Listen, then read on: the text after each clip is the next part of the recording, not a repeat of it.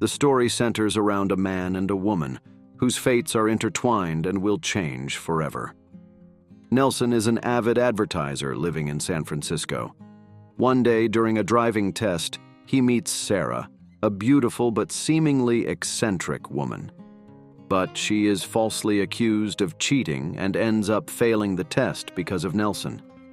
After getting kicked out of the exam, Sara waits for him outside and starts to insult him. However, Nelson ignores her and takes off. Then, she traces him down and shows up at his place. She promises to leave him alone only if he gives her a ride. Later that night, she asks him to live with her throughout November on the promise that his life will change for the better. He turns her down, saying that he has a girlfriend.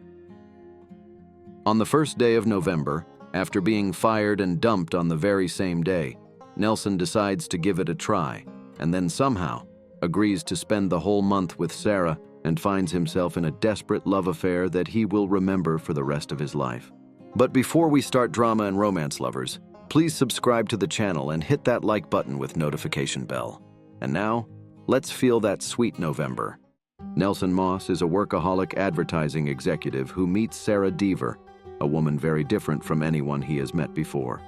His attempt to get an answer from her on his driving test leads to her failing due to cheating. She beguiles him and continually asks him to spend a month with her on the promise that she will change his life for the better. On the first night of November, after Nelson is fired and dumped on the same day, she sleeps with him, and the next day Chaz, a close friend of Sara's, arrives and refers to Nelson as Sara's November. Throughout November, the two experience happy times together and fall in love. Nelson examines his life and past and befriends a 10-year-old fatherless child named Abner. Eventually, he realizes he is in love with Sara and asks her to marry him. It is revealed that Sara has terminal cancer, non-Hodgkin lymphoma. Because she cannot bear to have Nelson experience her death, she asks him to leave. Sara tells Chaz that Nelson proposed to her. Chaz says that it wasn't the first time that a man had proposed, implying Sara has had numerous months before. Sara confirms this but claims it was the first time she had wanted to say yes.